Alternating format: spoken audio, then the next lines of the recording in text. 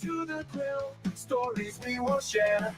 Tasty bites and highlights together everywhere. Sports Bites, let's unite. Great food and games tonight. Tune in, feel the vibe. It's a winning ride.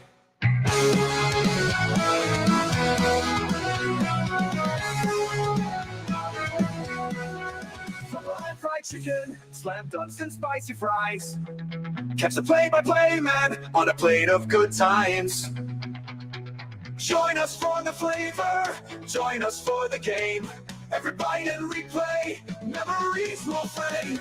Sports Bites, let's unite. Great food and games tonight. Tune in, feel the vibe. It's a winning ride.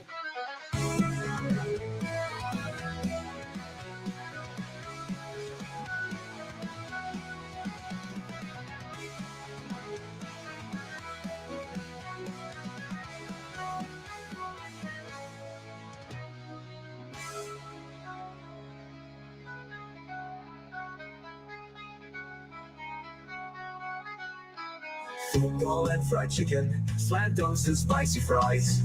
Catch the play-by-play man on the plate of good times. Join us for the flavor, join us for the game. Every bite and replay, memories will frame. Sports Bites, let's unite. Great food and games tonight. Tune in, feel the vibe. It's a winning ride.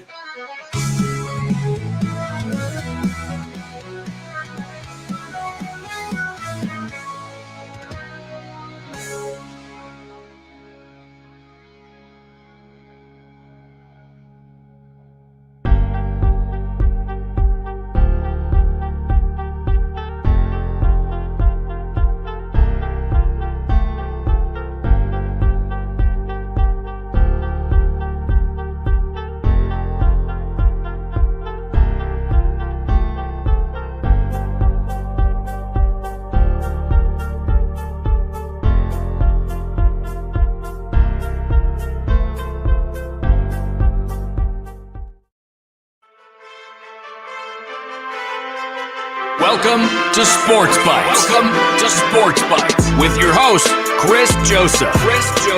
Are you a sports fanatic who loves the thrill of the game and the delicious food that accompanies it? And then they had chicken fingers, exotic chicken fingers. Join us as we dive into the world of sports and the delectable bites that make the experience even better. Whether you're in the stadium, tailgating, or watching from the comfort of your home, get ready to satisfy your sports cravings with Chris Joseph on Sports Bites. Let's dig in.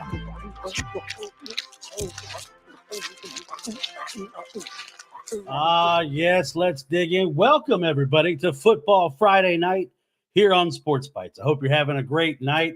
Heading into the weekend, that is week 2, and we've got some big college football games to talk about. So join in, hop in the chat, let me know what you're thinking.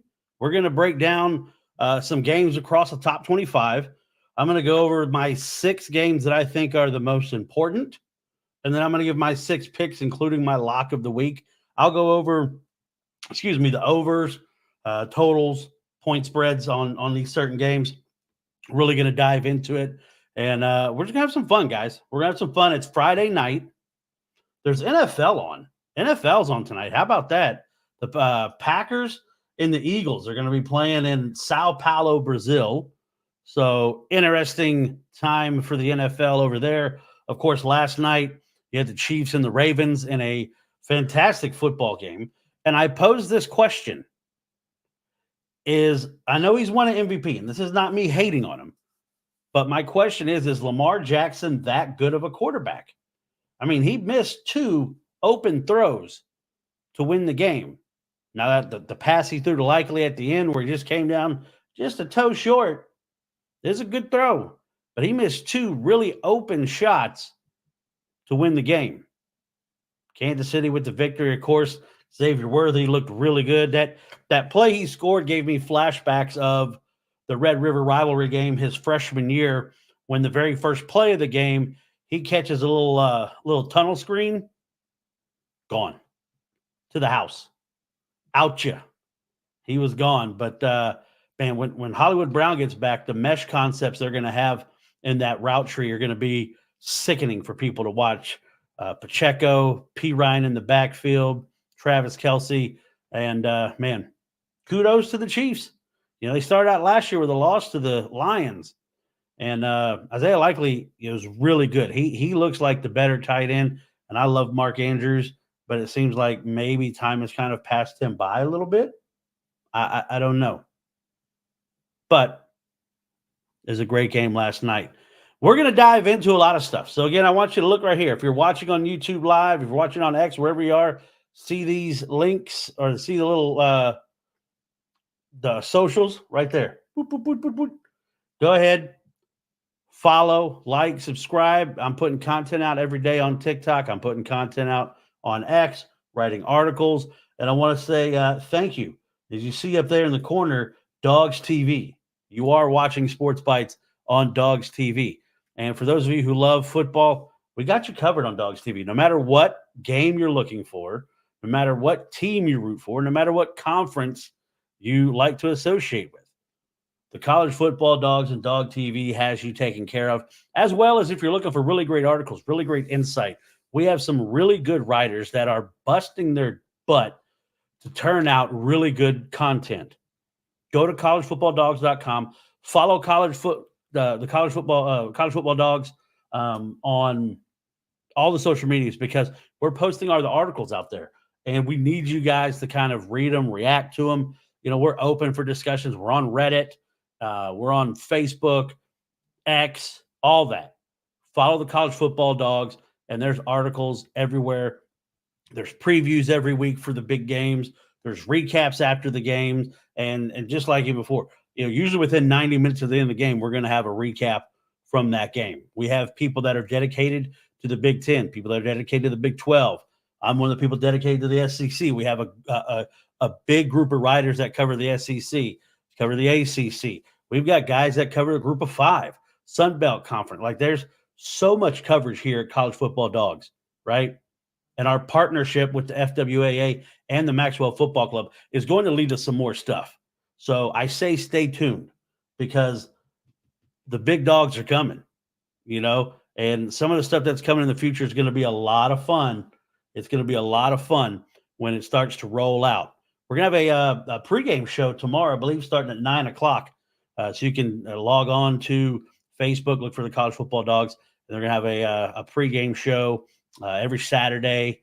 And again, just really, really good content. So, all right, it's Football Friday. Football Friday night. We're going to dive in and just start talking about some of these games. And looking across the top 25, there's some bigger games. I'm going to save those kind of towards the end. The top 25 action starting off 11 a.m., Penn State and Bowling Green. Penn State's favored by 34, a total of 49.5. Drew Aller, you know, threw 3 touchdowns against West Virginia. My question is anybody really buying Franklin right now? Is anybody buying James Franklin? I don't know. I mean, minus 34, that's a big number. It's in Happy Valley. You know, it's the first home game. So we'll see how they do in front of their home crowd. But a minus, a 34-point spread, total of 49.5. Man, I'd probably go on that one. I'd probably take the under, and I'd probably take Bowling Green. You know, 34 points is a lot. It's a lot. Not saying Bowling Green is great or Penn State's terrible, but that's where I would lean.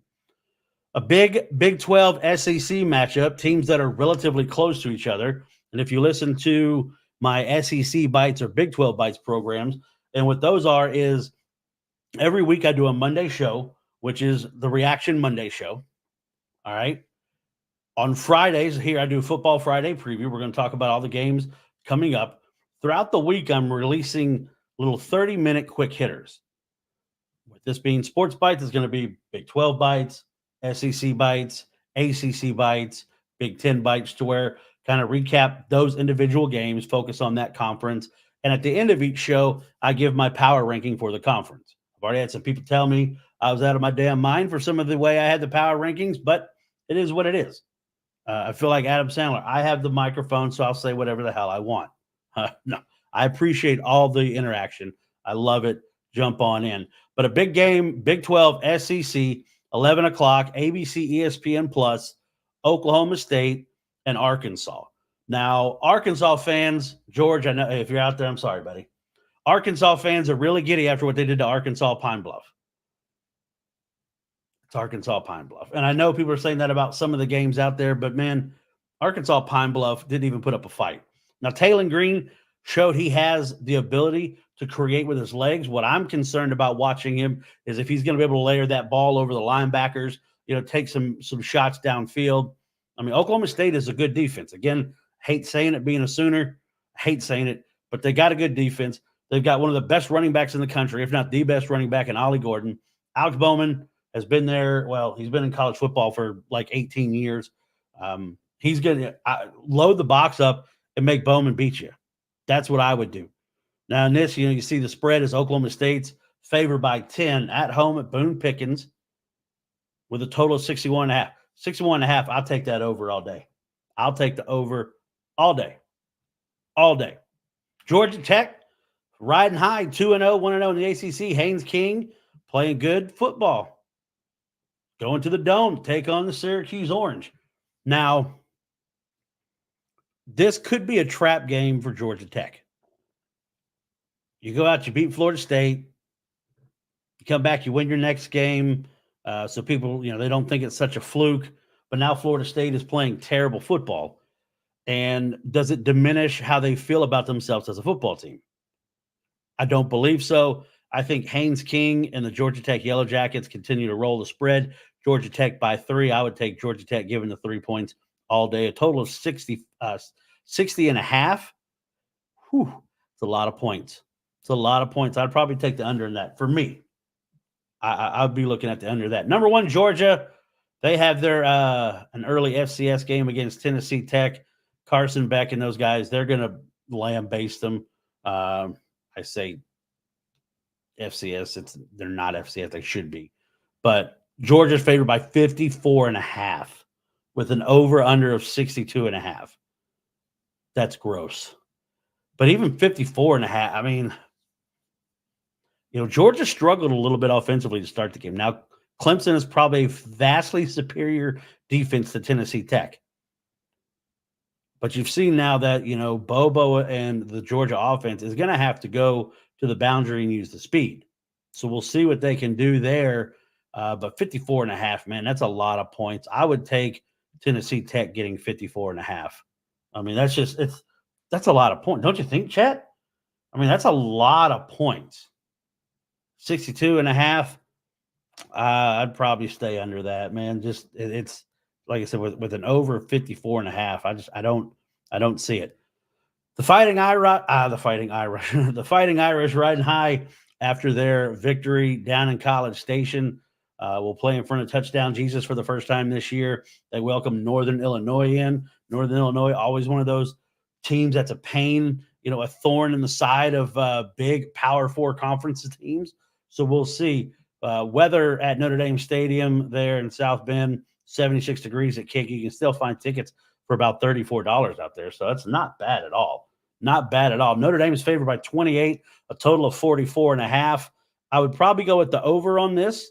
I know Notre Dame held A&M to some low point outputage, but I think a lot of that was because of quarterback play. I'm still not sold on Connor Wegman. A lot of people tried to force feed us Connor Wegman being a number 1, a first-round draft pick.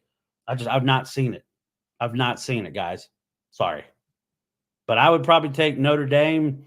I'd take Northern Illinois getting the points. Plus 28. That's a lot. That's a lot of points. And Notre Dame hasn't really put away those underpowered teams like they should have in the last couple of years. Now, maybe Marcus Freeman, Riley Leonard has them playing a little bit different. I don't know. But I would take Northern Illinois getting the 28 points. I think Notre Dame wins the football game, but I would take the spread. I would take plus 28 points. Utah, Father Time, Cam Rising, Rice-Eccles Stadium. It's going to be 80 degrees in Utah and Salt Lake. Takes on Baylor, their first official Big 12 conference game as a member of their new conference. They take on the Baylor Bears. Now, Baylor has really fallen off since playing in the Big 12 championship game against Oklahoma State a couple years ago. Whittingham and the Utes, physical. They like to punch you right in the mouth. Cam Rising back. He had 5 touchdowns in the last game against Southern Utah. I think Utah is a way better football team than the Baylor Bears. Okay. And I would put Utah, the spread's Utah 14.5, a total of 55.5. I would take Utah given the points. I think they're just that much better than the Baylor Bears. They're terrible. 2:30 kickoff, ESPN Plus, ACC extra channels. You can watch Louisville and Jacksonville State. Oh, Rich Rod and the Gamecocks. Not a good first week. They got blasted by Coastal Carolina. The Chanticleers came in and not only beat up Rich Rod and the Gamecocks, but they made sure they went over to Cooter Browns and got some of the ribs and took them out with them. So for those who haven't been to Jacksonville, Alabama, Cooter Browns, legendary ribs. Legendary. Louisville favored by 28.5. I would take Louisville given that all day. A total 56.5. I would take the 56.5 over. That's where I would go. Ole Miss. A lot of people are mad at Ole Miss for what they did last week. I had people saying, why was Jackson Dart in the game? He played a half of football.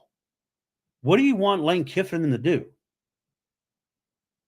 I mean, you've been working all off season, so you go out and you have a really good first quarter. Like, okay, we'll sit.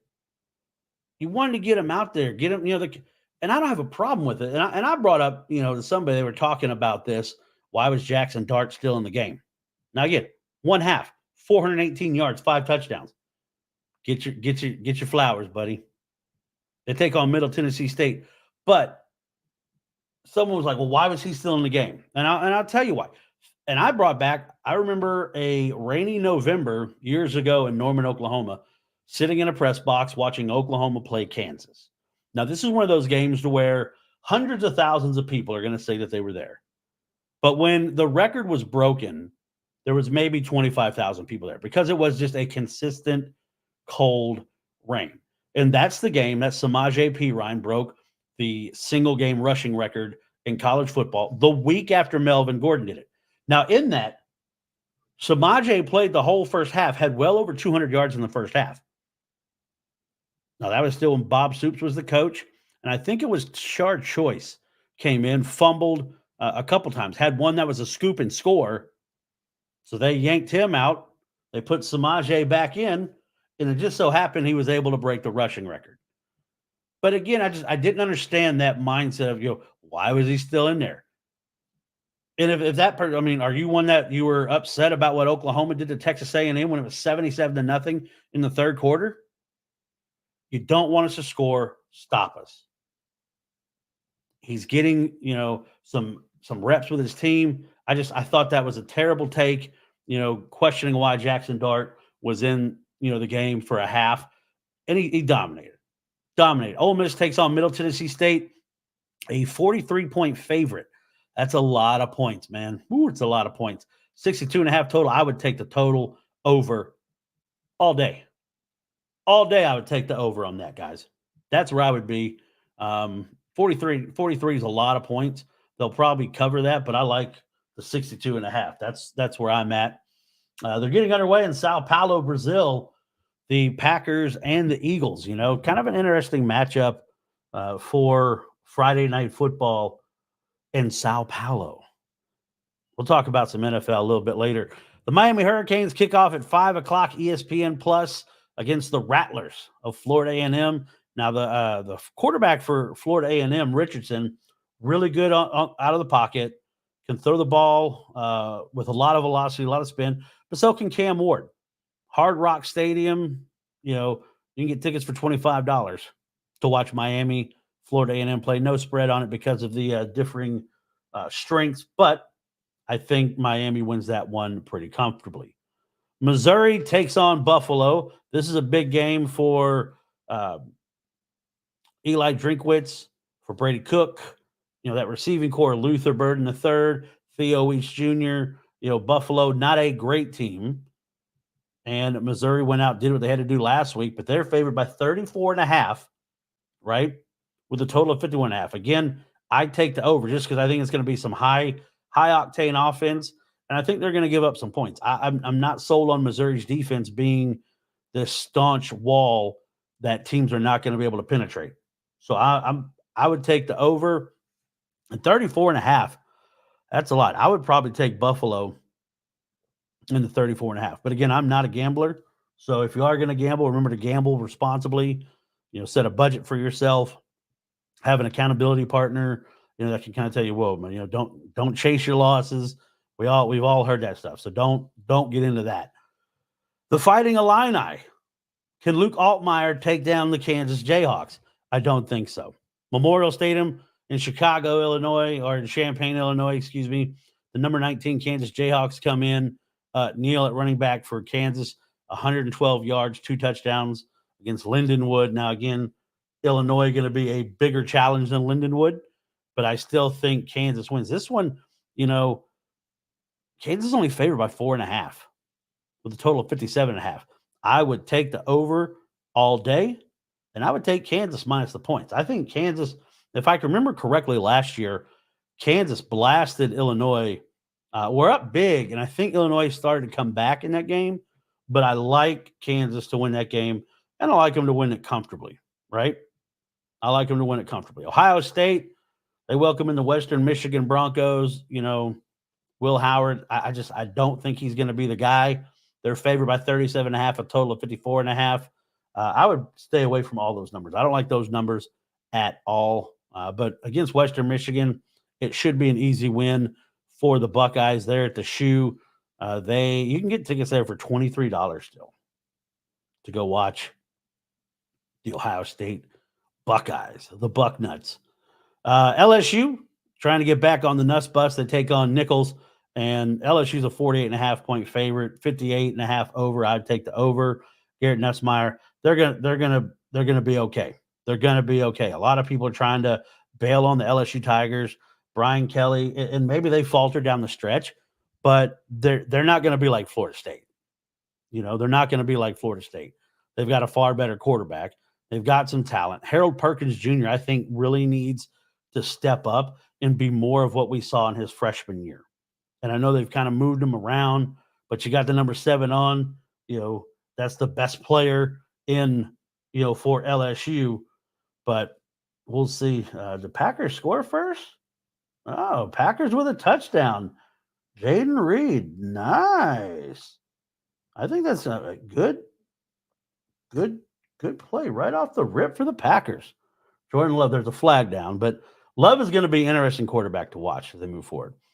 Clemson takes on App State. Now, here's who would have thought, and I brought this up, who would have thought that Appalachian State has the better quarterback going into this game? I think Aguilar for Appalachian State is a far better quarterback than Cade Klubnik for the Clemson Tigers. Now, Clemson's favored by 16.5, a total of 52.5.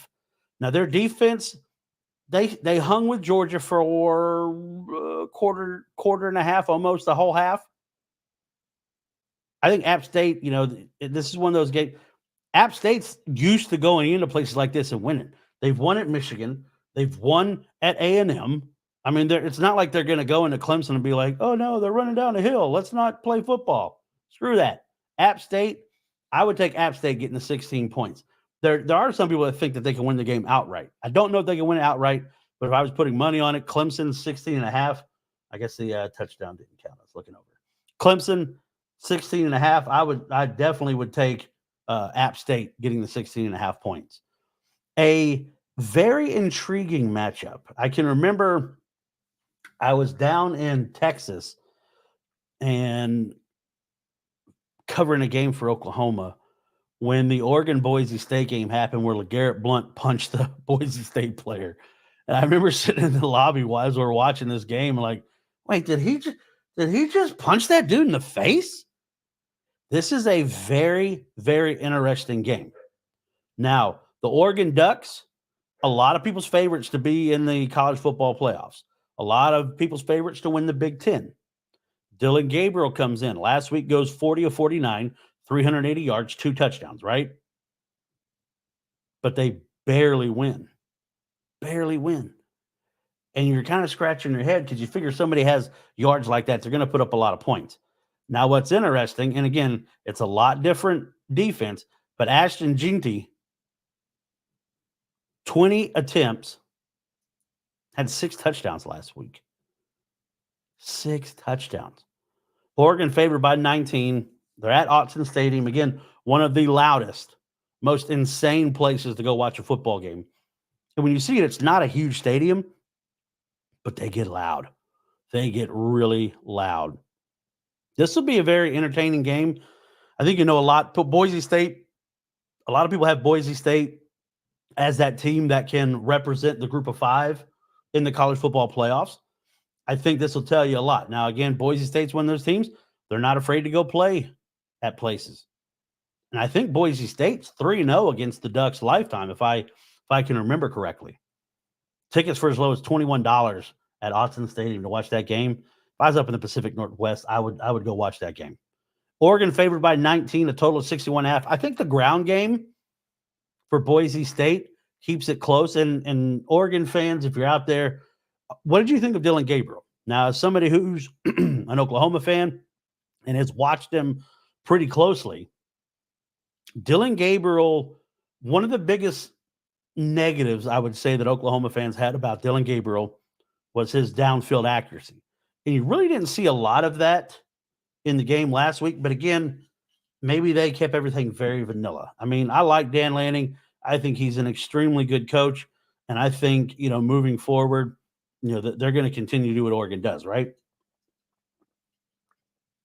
Sorry, I had to get some water. But man, 19 points. That's a lot of points, right? Isn't that a lot of points?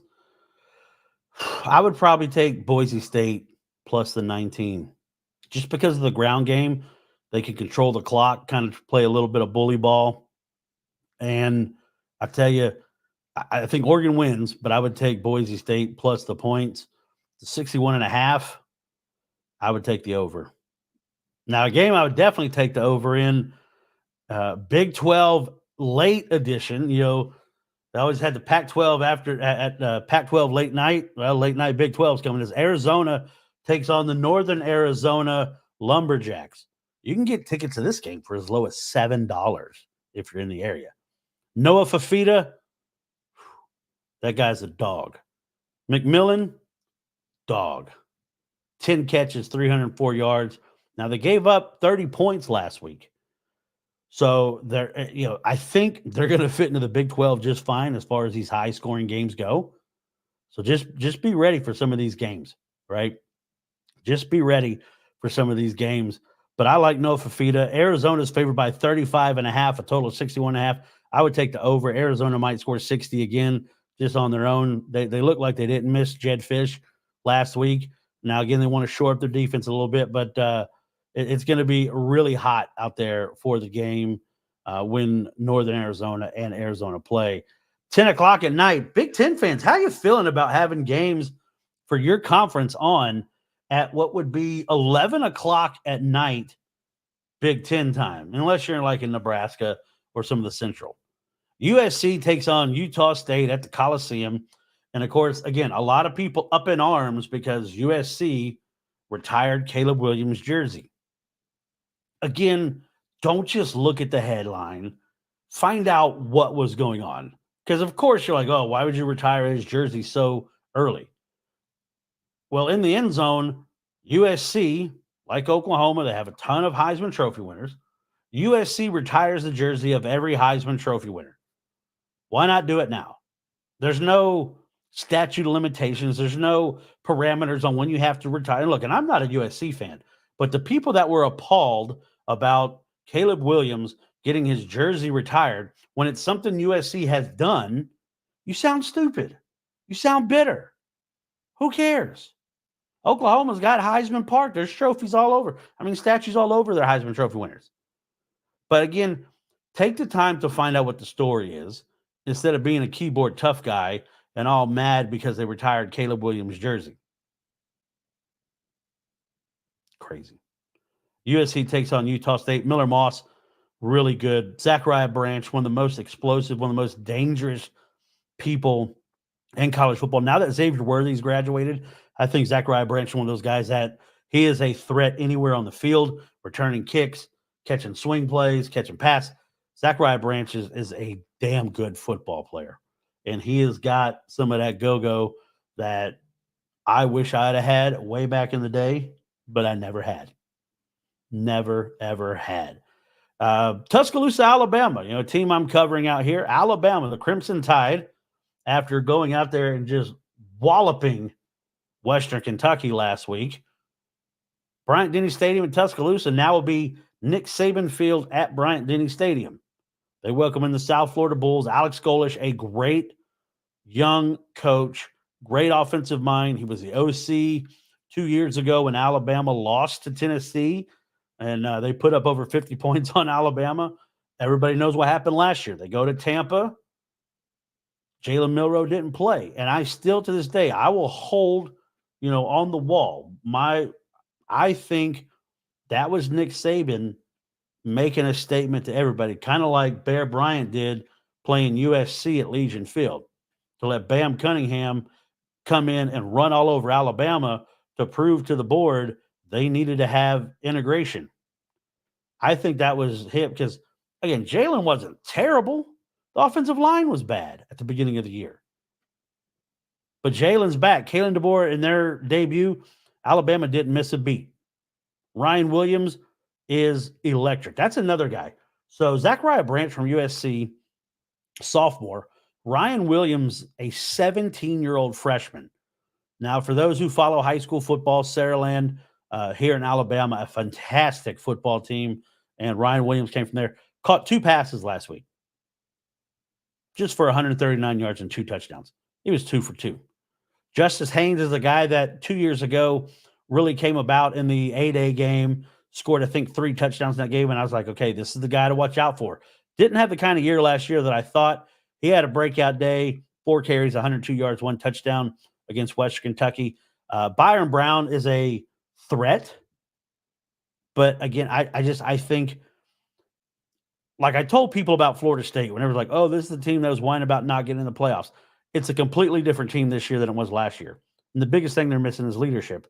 I heard a couple people say that on national radio shows this week, that leadership is obviously gone. And I'm like, I've been saying that since the beginning of the season. This Alabama team is not the same as last year. The South Florida team is not the same as last year. Now, South Florida still has some guys on the outside that can really cause some problems for the tackles for Alabama. But again, I think quarterback run game is going to be huge for Alabama. I think Jalen Milroe, Justice Hayes, Ryan Williams, Jam, all those guys. I think I like Alabama in this game big. Alabama, it's 31 is the point spread. And I like Alabama given the 31 points. I think they hammer South Florida this year, especially a lot of those guys like Jalen Milroe played for Nick Saban. If you saw that highlight of Jalen at SEC Media Days, when he runs and just jumps in the arm of Nick Saban, he loves that guy. They're going to want to show out for Nick Saban. They're going to want to show out and be like, Coach, we told you, baby, we got you. But I would take Alabama minus the 31, and I would probably take the 63. I'd probably take the over 63. Now, I think South Florida might be able to score. Byron Brown, a little bit better quarterback, I think, than TJ Finley, who looked absolutely terrible. Absolutely terrible. Deontay Lawson, Keon Sabb, Malachi Moore, those guys, I mean, they're going to be a really, really tough team to beat. Take a quick time out. When we come back, we'll look at my 6 games to pay attention to. You're listening to Sports Bites here on Dog TV.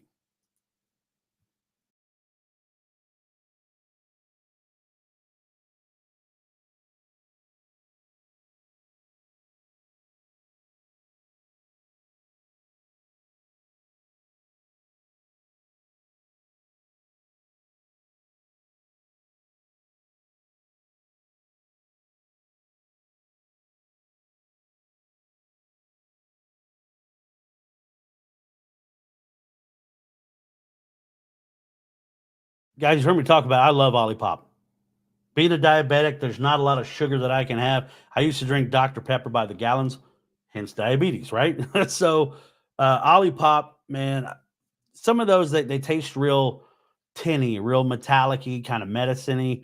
Now I've only tried a couple flavors, but when you find something you like, and I've told people, the Grape Classic, oh my God, the best Concord grape tasting fizzy drink I've ever had, hands down. And I'll die on that hill. And if you want to try some Olipop, again, more fiber in it, it's better for your gut, which gut health controls a lot of things for everybody. Not as much sugar, but the Concord grape is great. Watermelon lime is a great flavor. People like the classic orange squeeze because they can make like a dreamsicle, concoction out of it. So give Olipop a chance. Give them a chance.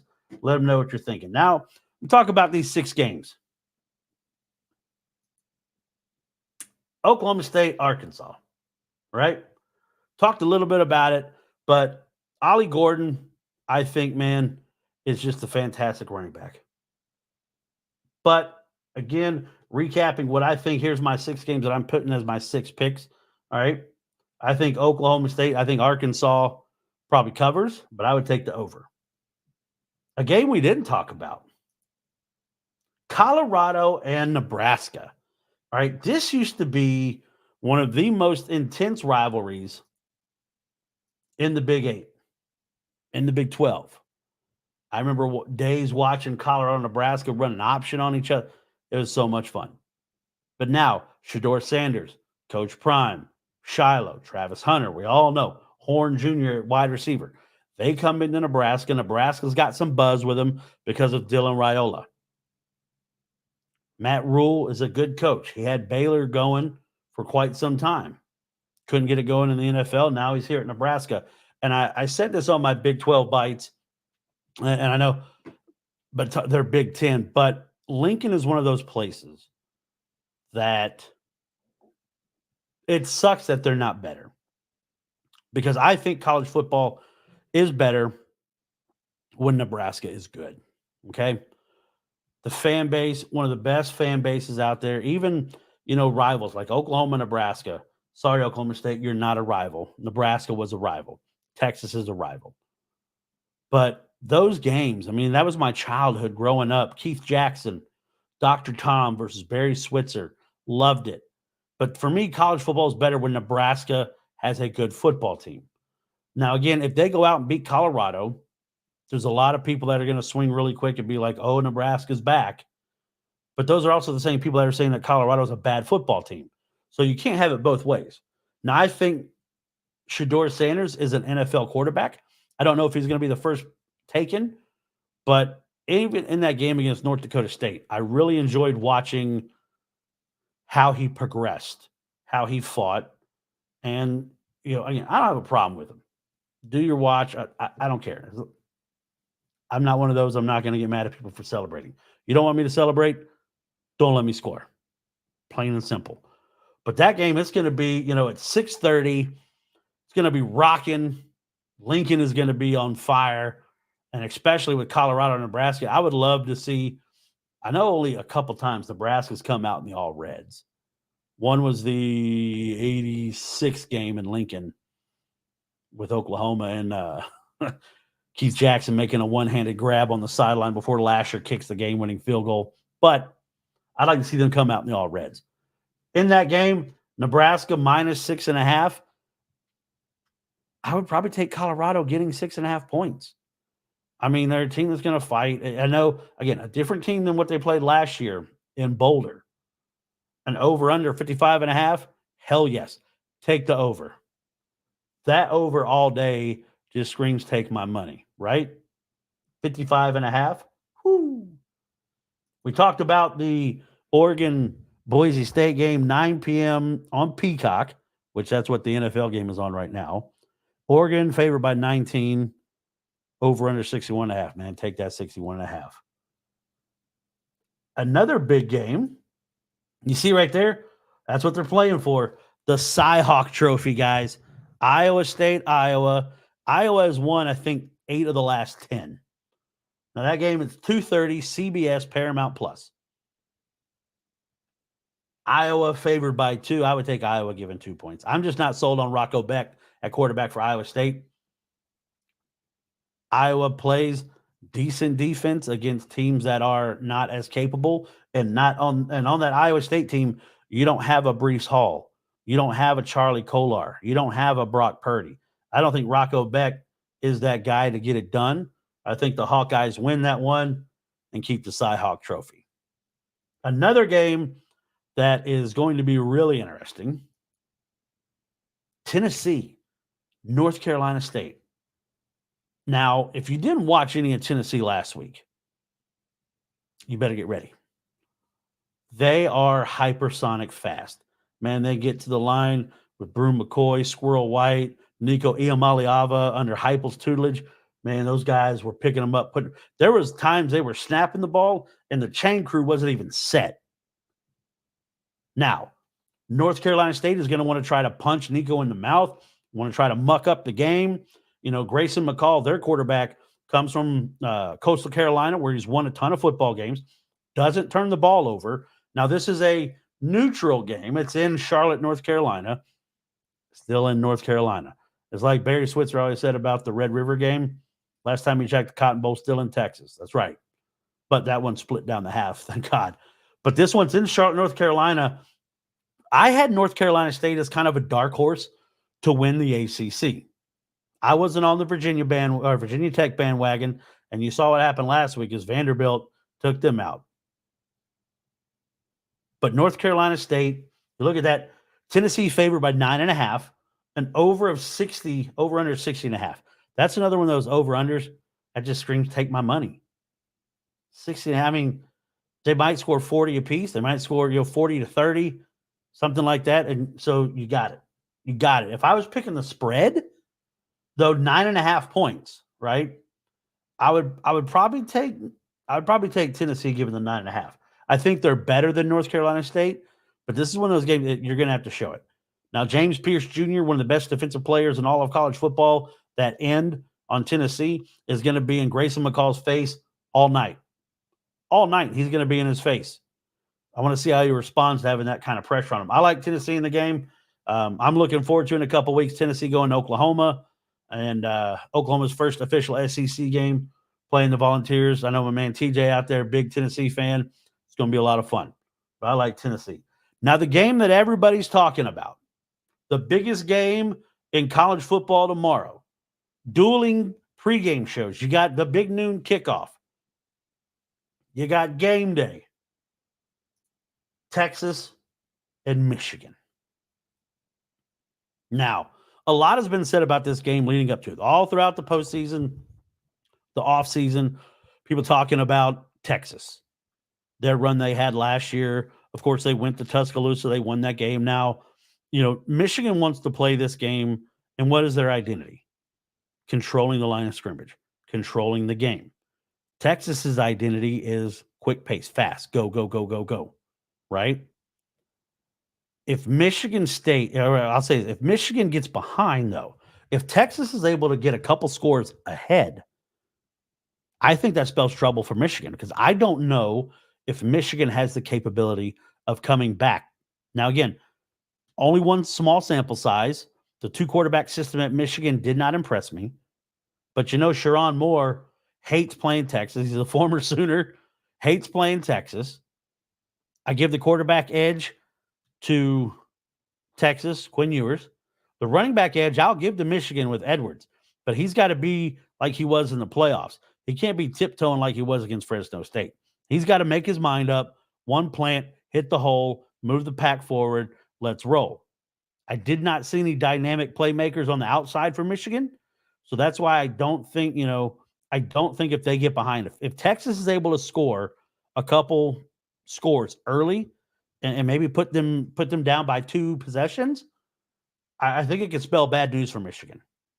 And again, I can't believe, you're saying that of a team that's won 16, 17 in a row, defending national champions. They're at home. But again, this Texas team, they went on the road to Tuscaloosa. Everyone talks about how hard that place is to play if you're an opposing team. They handled it. Is the big house going to be that much different? Now, there's more people, don't get me wrong. But man, Tuscaloosa gets wild. They start singing Dixieland Delight in the fourth quarter. Next thing you know, whoo, you better get ready. If I'm picking the game, it's 11 a.m. kickoff.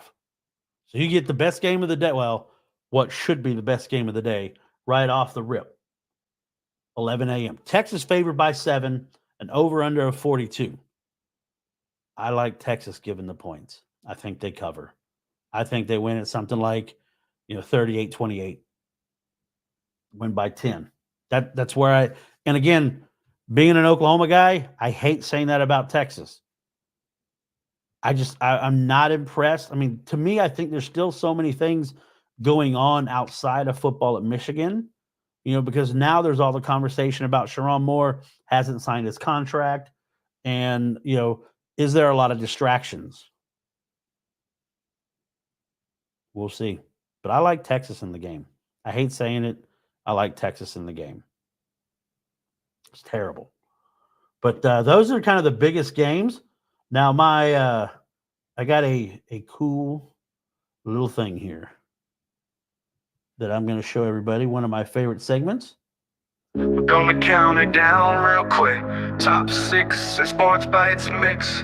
What's popping in your town? We're bringing it all around. Give them a sixer, top sixer. We're here to fix Right. ya. Best of the best. Give them a Ain't sixer, no 6 mess. picks. Time to impress. For those that don't know, give them a sixer was my touchdown call when I was doing play-by-play. Here's my give them a sixer, 6 picks. I like Arkansas plus 10 against Oklahoma State. Iowa minus the 2 against Iowa State. I like the over in the Oregon-Boise State game, over 61. I like Texas minus the 7, and my lock of the week. And I'll come back, and next week we'll talk about how I did on Monday, how I did on my picks. My lock of the week is the over in the Tennessee-NC State game of 60.5. That's my lock, man. That's what I got down. Now I will tell you one game that I didn't talk about, and it's a lot of people today, you're always talking about Oklahoma. There's 2 games I missed talking about. Tulane and Kansas State's the first one. Kansas State's favored by 8.5, a total of 47.5. That is a tough place to play. Tulane is a good football team. Now, are they the football team that beat USC in the Cotton Bowl? No. Avery Johnson, Giddens, Kansas State's got some ball players. I think they go down there, and they're going to be in New Orleans, which is muggy, humid, and it's going to be an 11 a.m. kickoff. So they're going to be right in the nape of it. But I like Kansas State in that game. I like Kansas State giving up to 8.5, and also like the over. I think the over will be big. I think they'll cover that no problem. You can get tickets for $2 right now. You heard me. $2. I was like, man, I almost wanted to get up and drive to New Orleans because I'm here in Birmingham and go check that game out because that would be freaking awesome. I'm still bitter. So a couple years ago when COVID was making a comeback right towards the end, if you remember, and then a hurricane hit. It was my birthday weekend. Oklahoma was supposed to play at Tulane, and we had already tried to secure tickets, hotels, everything that we were going to go down and watch the game. That was going to be my birthday present, was going to go watch Oklahoma and Tulane in New Orleans. Well, that one got a kibosh put to it, and the Sooners welcomed Tulane to Norman, where Tulane was the home team. But Yeoman Stadium, a little more intimate setting than at Bill Snyder Stadium out there. But, man, I like Kansas State. I think they're going to win the game. Speaking of Oklahoma, the final game in the top 25 that I'll break down, Oklahoma taking on Houston. Man, Houston's not good. They got manhandled by UNLV. Now, they have one really good defensive player, Jalen Catalon. He's on UNLV. I apologize. But Houston is just they're not good. The offensive line was not good. And with what I saw from Oklahoma's defensive line, that's going to cause problems, right? Jackson Arnold. Now, you don't have Jaleel Farouk because he broke his foot. He's going to be out 6 to 8 weeks. Nick Anderson, I would probably say Nick Anderson doesn't play again, just from what I've heard is a soft tissue injury, and you don't want to put him out there, especially with Tulane, Tennessee, Auburn coming up, especially now with some of your depth. I think Oklahoma is really going to have to rely on some of the freshman wide receivers. I think you think about wide receiver core for Oklahoma, and man, you talk about guys. Brennan Thompson is going to have to step up. Zion Raggins, freshman from Macon, Georgia, got to step up. Jaquez Petaway, yeah. Zion Kearney, 6'1" freshman from Fresno, Texas. J.J. Hester had a couple drops. So there's going to be some guys. Deion Burks he's going to get open. Andrew Anthony, getting ramped up. We'll see. I like what I saw from Taylor Tatum, the running back. Offensive line does need to play better. They struggled against Temple, and that's a little concerning, right? It's a little concerning as you're watching Oklahoma and Temple, and the Temple defensive line stands the Oklahoma offensive line straight up and moves them back. Not good. A group of 5 game I want to talk about. I want to talk about this real quick. Everybody knows I've been covering UAB. And I want to say, man, Trent Dilfer, I've really enjoyed getting to know Trent Dilfer. Didn't know what to expect from Coach when I started covering the team. Consummate family man. I talked about, being there on Monday for his press conference, and he answers the phone with his grandson and, turns like, hey, tell everybody go Blazers. And you hear little kids say, go Blazers. And I like that, being a father, being a family man, that again, hey, this job, it's important, but my family's more important. And it was cool to see. But this game, UAB, Louisiana Monroe. Jacob Zeno, a great quarterback. He was in the Elite 11 when Trent Dilfer was ahead of it. They're going to take on Louisiana Monroe. And Oklahoma fans, who's the quarterback there? General Booty. That's right. General Booty's playing quarterback there. The interesting fact about this game, they're playing at Malone Stadium at Monroe, Louisiana. 18 players and coaches. I think it's 14 coaches. But Brian Vincent was the coach who was the interim coach for UAB after Bill Clark stepped down. Now, UAB, they hired Dilfer, and 14 guys left UAB to head to ULM. So there's a lot of familiarity, and I wonder about that. The spread, UAB is favored by 11. Now, again, the UAB Blazers are 0-6 in Trent Dilfer's tenure on the road. They did not win a game last year on the road. Now, the game against Alcorn State, Cam Shank scored on a punt return. Looks really good. They blocked the punt, so special teams did what you want them to do.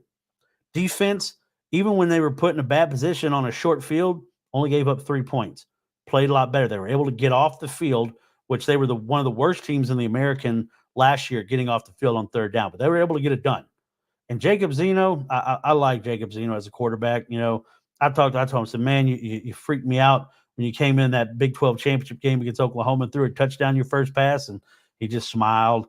But the familiarity aspect, Trent Dilfer said when he was talking that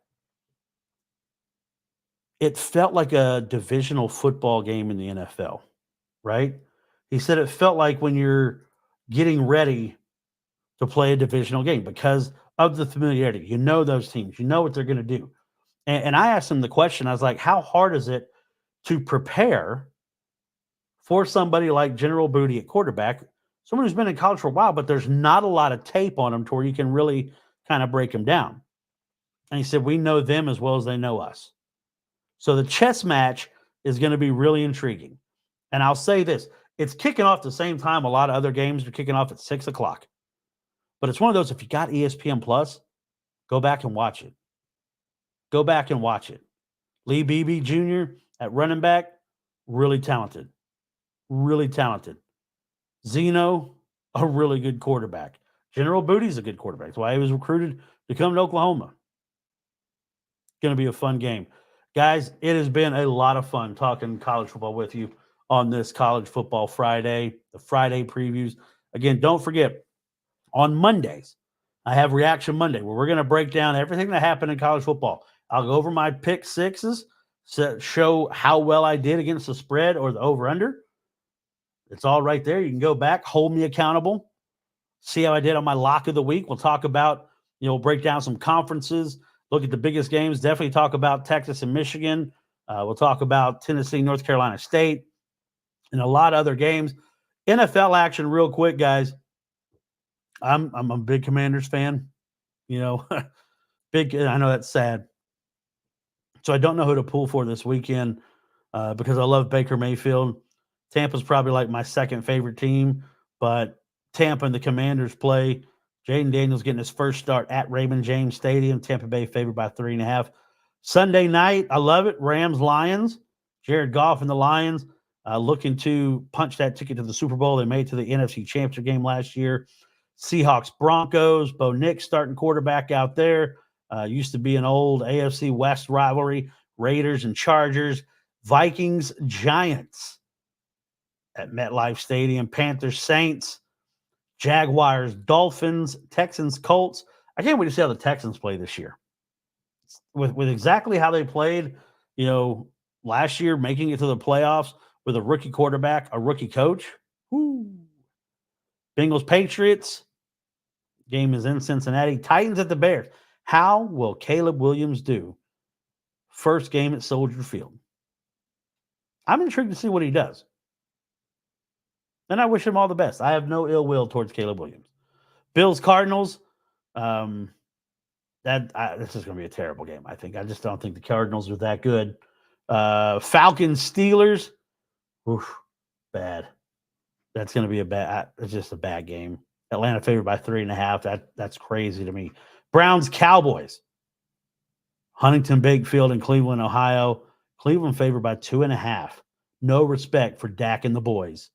And on Monday night, 49ers, Jets, Purdy against Aaron Rodgers. How crazy is that to think that's the quarterback matchup there? But, guys, again, I just want to say thank you. For those of you who participate, for those of you who comment, for those of you who follow, everything that you guys do for me on this journey into a dream of mine of getting back to covering sports, I say thank you. I say thank you to Hunter and the guys at the College Football Dogs for giving me an opportunity, for believing in me, letting me put my product out here, also letting me write there. Again, if you love college football, and you're one of those that you want to just consume content, follow the College Football Dogs. Follow Dog TV, because we have guys that cover every conference, every team, every league. You know, you want, Patriot Talks, Paul Talks Patriots is on there. The Dog Pound discussions, for Cleveland fans. We've got the College Sports Villains. Those guys have a lot of fun. You check them out. The Golden Boot podcast. Great job. Rock Hard Ball, Football Frame of Mind, Tape Don't Lie. There is a lot of guys that are doing some really good work. And as far as writing goes, go to collegefootballdogs.com. It's separated by conference. Type in your team name in the search. Buy some gear. But if you go into that search, you're going to find articles on every team. You're going to find articles on every hot topic that's going on in college football. And again, like I mentioned before, with our connection with the FWAA, our connection with the Maxwell Award, just stay tuned. There's a lot coming. We can't talk about it just yet because it's all got to get worked out. But just know there's a lot coming. And if you love college football, you're going to love what we're bringing to the table. But, guys, that's going to do it for me on this Friday night. Enjoy the NFL game. The Packers look like they're getting ready to score again. They're up 3-0 at the current moment. Looking to go in and, nope, incomplete. Third and goal, go for another field goal, make it 6-0 there. But, guys, again, I just want to say thank you so much from the bottom of my heart. I appreciate you guys being a part of this journey of mine. Enjoy your football weekend. And we'll talk to you on Monday on Reaction Monday. Thank you for listening to Sports Bites. And remember to always positively move forward.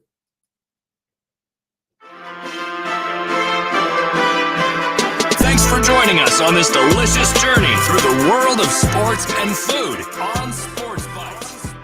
With your host, Chris Joseph. We hope you've enjoyed the game day stories and culinary adventures.